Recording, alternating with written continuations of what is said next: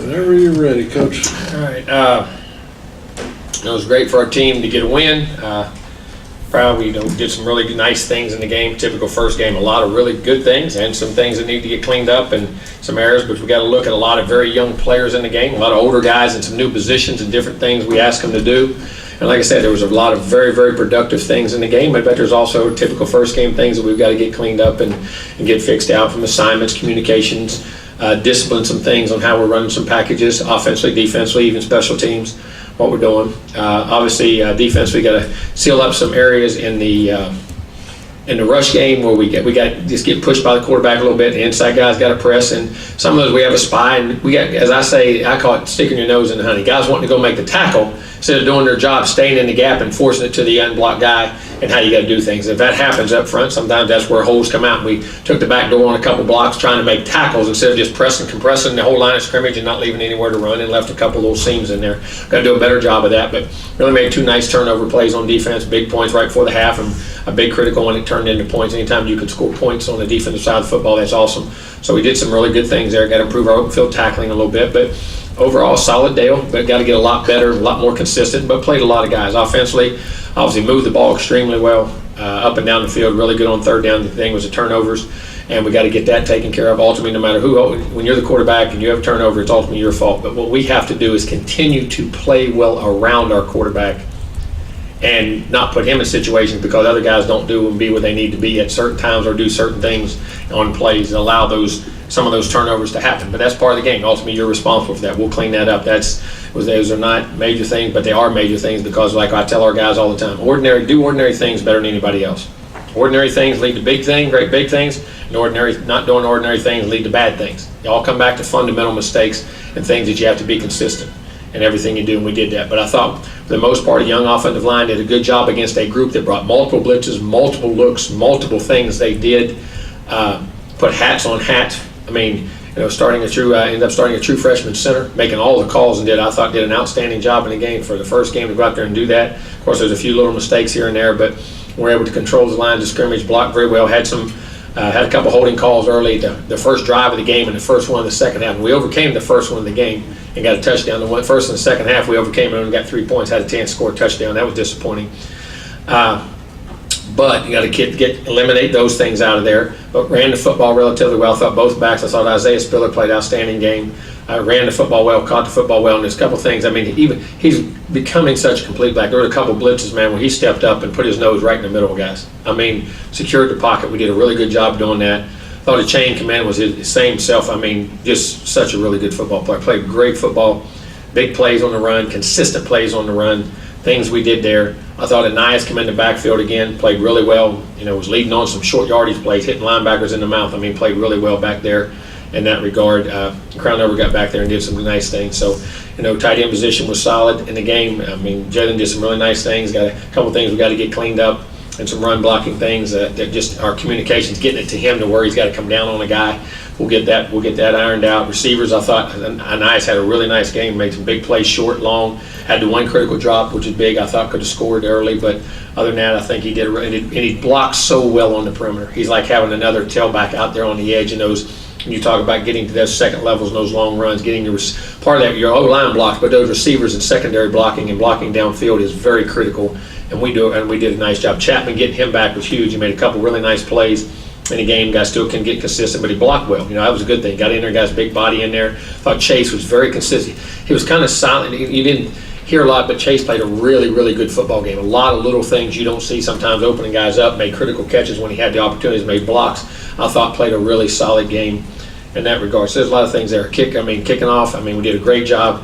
Without Caden being in there, we were walking in with a freshman kicker a week ago saying, "Oh, you're the kickoff guy today," and wow, he did an outstanding job in the game. He had one kick that got to the middle of the field, got displaced just a little bit, that caused the return. We should have saw the return and got over there, but otherwise we covered kicks very well. Thought we got down there well. Again, punt team, we didn't punt the game. Seth made his kicks, did a really nice job there. Punt return game, they were so all over the place. Again, our guys got lined up and got the eligibles covered for the fakes and all that. They hit so many pooches and squibs and very rarely. And of course, we had the one relaxation. We got the game under control, and doesn't go out there focused, and they hit the one punt. They do punt the ball. deep, and he gets over his head, and he's just got to let that ball go. They hit a deep one. We were playing for all the squibs and all the things they did. He cannot let that happen. I mean, that's lack of concentration, because that's not typical of him. But we got to get that ironed out. That can never happen. We had those two, that critical turnover at the end. But in our the rest of our kicking game was very solid. But typical game. There were some really good things in the game. A lot of really good plays. Offensively, moved the ball extremely well. Do it well. Got distributed across the board to all the four receivers, backs. Decision making, our run checks were really good. But in defense, we did some really good things. But just a lot of things we got to get cleaned up in all areas, and we got to get our young players and got them in the game. So hopefully we'll get better between this game, because Colorado's a very good football team. While they're dominant, they're pro coaches. Because Darrell is a really good coach. Carl is. I mean, he's been around a long time, pro ball, college ball. Their staffs do a really good job, pro schemes on offense, and what they do, the different looks defensively, multiple blitzes, multiple fronts. They can do it or not do it. They're coached real well, physical up front, big and long, athletic. Backers have great size, corners and secondary guys are all long. They mix multiple coverages and things they do. Very good receivers on offense, 3 big athletic guys can catch a football. I know the quarterback got hurt, but the young quarterback did a real nice job. Backs are outstanding. I mean, they got not one, they got 2 or 3 really, really good backs. Big, long offensive linemen, tight ends are physical. Kicking game is very solid. Kickoff return and punt return game. Athletes and receivers are back there. Jerry Rice's son's one of them on the kickoff return. Young man on the punt return who are really athletic guys that can do it. So we're going to have our hands full going on the road. Tough game. Second game of the year, they've had a good win. We've had a win, so we got to go. But typical first. Looking across the country, as I say, there's a lot of things that we're still upset. We're not playing well. We got to keep developing that identity, but we need to get out there and do some things we had, and we got challenged. At least we got challenged in the game. Responded. I like the way we responded in the second half. Played very well in those regards and did the things we had to do. So we'll try to get better. Questions? We'll go Brent, Travis, and Olin. Start us off. Jalen Weinermeyer told us that Haynes King at one point during the game pulled him aside, adjusted him, and he said, hey, it really helped him out. Anyway, he was talking about how he remembered as a young guy Kellen helped him out. What did you see from Haynes in terms of his composure and just overall? Not one bit. The moment was not too big at all. Yeah. Was totally in the game. If something went wrong, he could walk off and tell you what went wrong, why it went wrong. We're communicating excellent all night. Seeing things, and if we say, this side here, I thought that coverage maybe should, coach, I see what you're saying now, could have come back here, was excellent in communication now, and I thought, you always wondered if it was a moment too big, and it wasn't, and it really got to test him under duress, had a couple of, get turnovers, is that put him in the shell? Nope. Went right back, saw him things, being just as aggressive, doing the things he had to do, and was proud in that regard. And Michael Clemens and McKinley Jackson, will they be back, and if so, how much will that help you out? Michael will be back. Michael will be back. McKinley won't this week, but Michael will be back this week. Clemens will be back. McKinley will not. We're still in the process with that. But at the same time, that hopefully will help. But we still have a lot of things. Whether we play with them or not, we got to get better in the things we do. But Michael will have a good lift coming back. Travis, next, and then Olin. Yeah, Coach. How has the GPS technology that y'all use evolved, and what is some of those data that you really like to use for, and how has that evolved? Well, I like player loads, accelerations, decelerations, change of directions, heart rates for safety issues, guys in condition, of the excitement, how they control emotions, how they do things, but how hard the rate with player load. Per ratio of the heart rate and things, and tell the shape, conditioning, and you have speeds, you have accelerations, decelerations, re-accelerations. It's something we've added to it. We're doing, like I say, we've been doing this longer than anybody in college football. We were doing it before pro football. We were the first ones to do it when we were at Florida State, and we've evolved in this thing big time. It's been able to help us tremendously, and it takes a lot of the guessing off of me of where our team is. Is it tired? Is it wore out? Is because you can tell a guy, I'm tired. Well, they're always tired, and every coach says what? Go harder. You ain't tough enough. I mean, that's what we all say. I mean, that's what we say, and that's what they say. It's like we're on both sides. It's like Republicans and Democrats. One says one thing, one says the other. You know what I'm saying? It don't matter. I mean, you're on both sides. You always. But what that does, it takes the guesswork out for me as far as being able to say, okay, here's your player load, here's your heart rate. There is something. Your speeds are going down, your loads are up. We do need to give you a rest, and each guy has. You can judge how much practice time, different things that go on, and allows you to practice certain guys, and also guys with injuries. When you're bringing guys back, you want them at a 50% practice rate, then a 60%, then a 70% maximum. You can judge that by numbers, by what's coming on, so you can limit, and it really helps in getting guys back on the field with soft tissue injuries in that regard and how we do it. I was able to do it one year with Dalvin Cook, who had a pulled hamstring the whole year and ran for 1,600 yards. It was the most amazing thing I ever did, and there's no way we'd have been able to get him in shape and do it right, and we'd have been able to control it right without those numbers. You know what I mean? We've done it with guys here. I mean, it was amazing. And so those things, and it's a safety issue. Plus, you check speed, accelerations, guys getting faster. Guys, are they maintaining speeds? Or their accelerations need work? It tells you how to train guys. You know, does his quickness need work? Does his long speed need work? I mean, there's multitudes of things, and back and forth, and in that regard. And then on those same ideas, there's a handful of guys who are out for injury. What's kind of the injury status, especially of Miles Jones and Caden? Miles, hopefully we held him out last game. He'll be practicing. He'll be back in practice this week a little bit, so we'll see how it goes.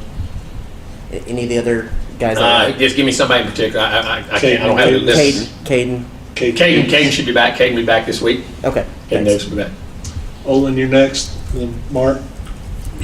Yeah, Jimbo, I was just wondering if you could give us kind of an evaluation again on your linebacker play, and then on Bryce Foster in particular. Linebackers, I think we got to fit we're fitting, but we got to be more physical when we fit. We got to play with better leverage, and we got to pull the pin a little quicker. And we can't, as I keep saying, stick our nose in the honey. If we got to fill the B gap or the A gap or the C gap. We got to fill it, plug it, play it with the right shoulder free, and let the ball bounce to where it's got to be. And not sometimes you get in those situations and you think on defense, I want to make a tackle.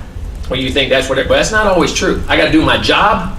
Then if the tackle comes my way, then I chase the football. And because if you get out of your hole, like you're coming up to make, you're an A-gap fitter, for instance, all of a sudden that ball looks like it's cutting back, and you jump over the center to go make the tackle, all of a sudden that ball cuts back. You got to do it within the framework of how it's constructed on defense. I think we got to do a little bit better job of that. And that's from wanting to make plays. That's not from not wanting to make plays. It comes from a good place, but it can be just as dangerous as not wanting to make plays, if that makes any sense. Because everything's designed. In football, basketball and things, you could freelance. I mean, and I don't mean it on bad. There's 5 guys and free. Football is so choreographed because there's 11 guys. Where guys fit, where the responsibilities are, where your help is, everything on defense is choreographed. If anybody's ever played, if you ever talk to me, Dave can tell you back there. I mean, where the safety's going to fit based off the back. I got outside, both have you outside, the ball goes in the A gap. Or both of you think you're inside, the ball bounces outside. Or the backer he takes on a block, but instead of keeping his outside arm free, he keeps his inside arm free, and the ball bounces. Little things like that, details. So I say ordinary things. The devil's in the details, man, and little things like that we got to clean up. And it's not from a bad place. We just got to be more disciplined on how we do it and be more physical with it, what we do.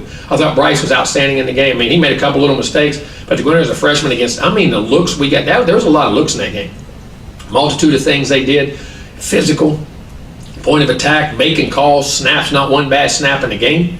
A couple little mistakes here and there on some things, but it's like a quarterback. Center and a quarterback you go make 80 calls in the game, see if you make 80 of them perfect. With all the different looks, blitzes, and things that go on, it's hard. And I thought he did an outstanding job in the game and played very well. And I think the sky's the limit for the guy. To the left, Mark, and then to the back, Mike, and then Tyler. Jimbo, you had a lot of true freshmen play on defense this weekend. So hoping to get your thoughts on them, and then maybe an injury update on Harris and Mowry. All right. Harris, who did you say? Oh, Donnell. I got so many here. Got so many names. I'm serious. Donnell should be hopefully getting back in practice this week. We're trying to get him back in practice this week to be able to play, get him, which would be great. Mowry will still be out just a little bit of time, I believe. Just trying to think off the top of my head. The young freshman in the game, if we go through them, I'm trying to make sure I don't miss any. You asked me, I'll try. Shamar was in the game. Had some really nice plays early. Again, in other words, making sure you do everything right, how you twist and things, and they're learning that. This guy's going to be an outstanding player. He loves ball. He practices hard. He's big. He's physical, and he's got a chance to be a really, really good football player. I'm trying to think who I'd go across the board. We had Jordan Gilbert was in the game a lot, back at safety, got put in there. I thought tackled well. Again, there's another thing. Safety's another. It's a very multiple position that you have to run and pass and the looks and calls. But I thought did a really nice job. I think he can burst, he can run, he can hit. I think he's going to be a really nice player. I'm very pleased with some of the things he did in the game. Chappelle was excellent.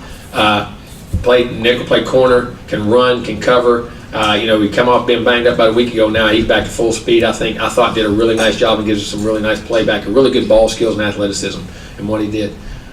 Deuce Harmon. Deuce Harmon got in the game, did a really nice job playing nickel, can play corner, moves around multiple position, made a couple nice tackles, can really run, man. He's athletic. I think has a really bright future in what we're doing. I'm trying to think. Zion Harrison. Zion Harrison coming in the game. Zion can burst. He's athletic. He's long, special. And these guys can all contribute in special teams too. Can tackle in space. I think has great pass rush ability or cover ability. I was very pleased with his progress in that. Anybody else I missed out of that group? I think you got it. That's hard to say off the top of my head. I'm just exactly all of them. I know we played so many. I mean, there's a lot of young guys out there, man. We'll go to the back, Mike, and then Tyler, and then Sam.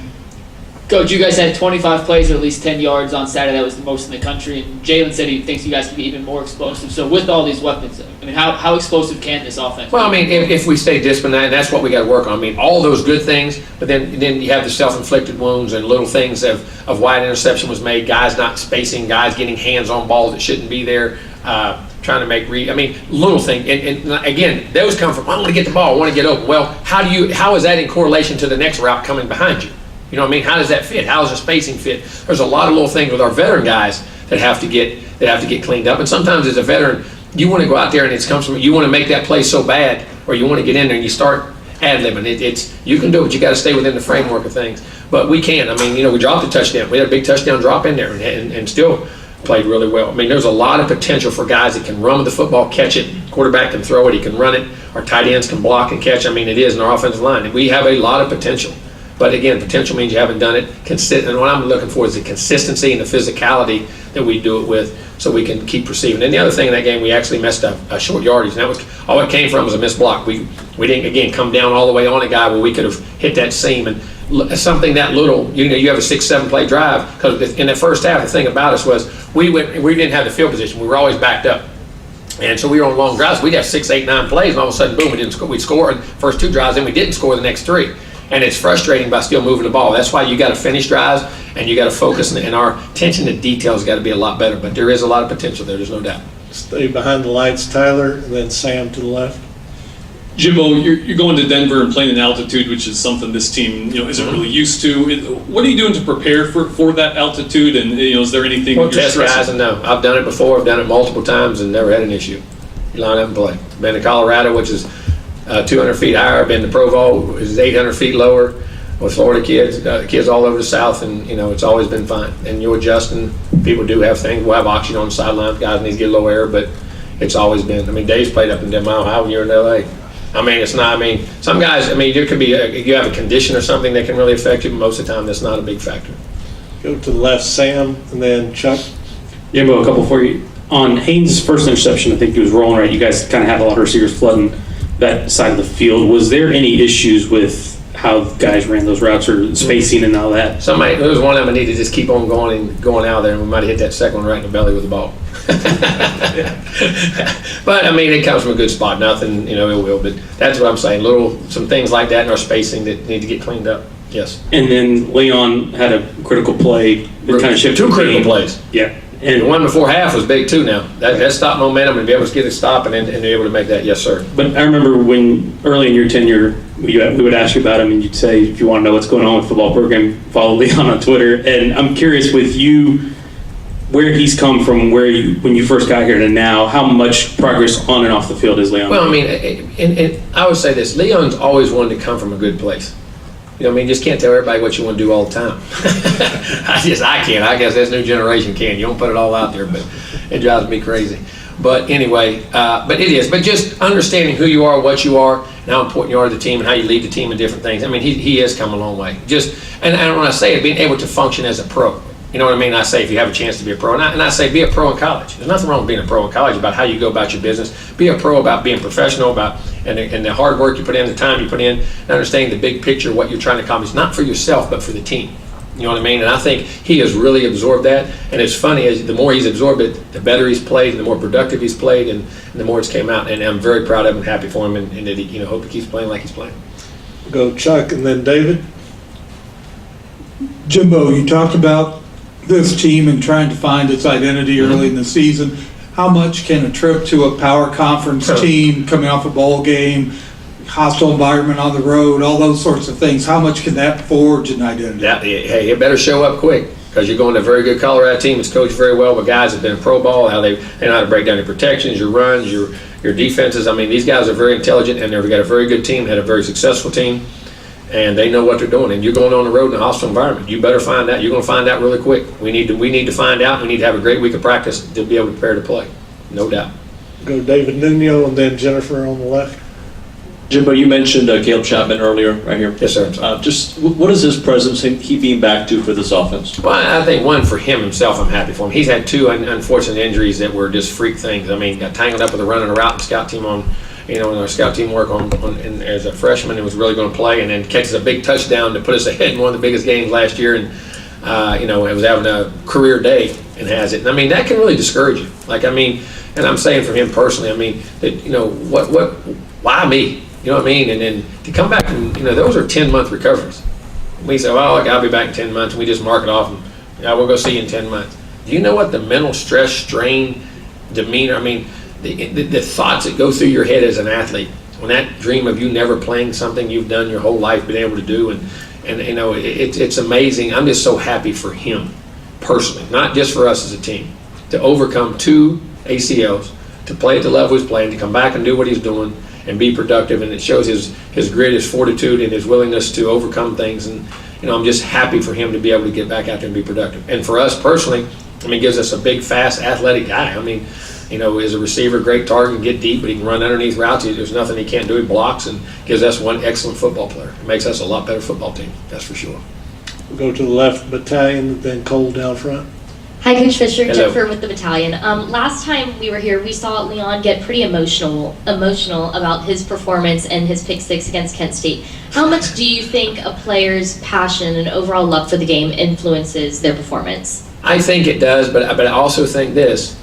I think it's great. You got to have passion. You got to have juice. I call it the juice. You got to have that energy, but at the same time, you got to be able to control your energy. You got to be able to control your passion. You can't let it get too high. Passion can only take you so far, your emotions, but it can keep you motivated, can keep you driven in those tough times, remembering why you love to play. But, it's like, the old saying, be quick but don't hurry. You know what I mean? And you want to have emotion, you want to have juice, but you don't want to be so far you're out of control. And I think that's what he's done a really good job of. He keeps it, but he's coned it down to where he can perform. And I think he's found that happy medium, that place for him, which I think is big. We'll stay to the left.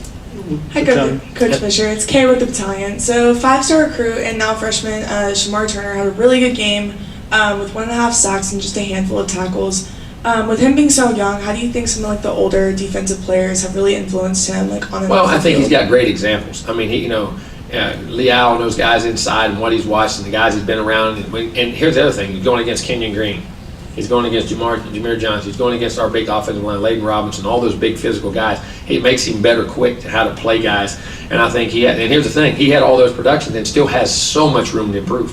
So many little things and that he's got to get better at, pad level, hands, and all those things, and he's still being productive. But he's another one. He likes to play, and he knows how to play, and he's going to get better and better, and the quicker he gets better, the better we're going to be. But I think 2 things: the guys around him, Leal and those guys teaching him and being with him, and then the part of being who he's going against every day, I think really has developed him, and he's working. Now he lives, eats, and breathes ball constantly. We'll go down front, Cole, and then Cece will wrap us up on the left. Coach, last season you were one of the best 3rd down teams in the country, and you kind of started off once again 9-13. For Haynes and for the younger offensive linemen to be able to pick it up as quick as they can, what does that say about your entire fall camp, and what does that say about what this team could be moving forward? Well, it's something that's always a part of the game that we always influence, and I think offense and defense. We got to make those plays. And and a lot of those, I think we had 4 3rd and 1-2s, and we missed one unfortunately. But I believe we had 4 3rd and 7 or more, which I think we were 3 out of 4 on, and one was a pop run. We could have popped it in there. And 4 to 6, we got to clean up, but big, because you got to understand the importance of 3rd down. And then also in there, if you look, there was 3. We missed it with a holding, but there were 2 3rd down red zone conversions, 2 touchdown passes on 3rd down, both to Anais Smith. 3rd down red zone conversions are even more prized. They're even more worthy. I mean, when you convert 3rd downs in the red, and the defense getting off the field, it keeps you to a field goal or a missed field goal, and then on offense, man, you can score in touchdowns. And understanding the importance of that down and how to perform in those down, again, those are critical plays in the game, and it's something we emphasize, and hopefully we can continue to do well on. Our guys did a really good job the other night. Cece will wrap us up. A Chains touchdown. Spiller carried the ball 3 times that possession before. Did he have an equipment problem, or is this just a great substitute? No, we're in rotation. We're going to keep a rotation. I mean, those guys are going to rotate. They both touch the ball. We're going to keep things as we go and evolve into that, because they both have to touch the ball. Both are dynamic, and it also keeps you for. You got a 12-game season. Hopefully you got a bowl season. Hopefully you got a playoff season. Hopefully you got play a champion. I mean, you got a lot of things to play for. There's a lot of football, a lot of physical football. those guys both have to be able to carry the football for us to be a good team and the dynamics we have. We're going to keep rotations there. You don't always stay in on a drive. I mean, there could be things that go on, and we'll keep rotations. All right, Coach, thanks for your time.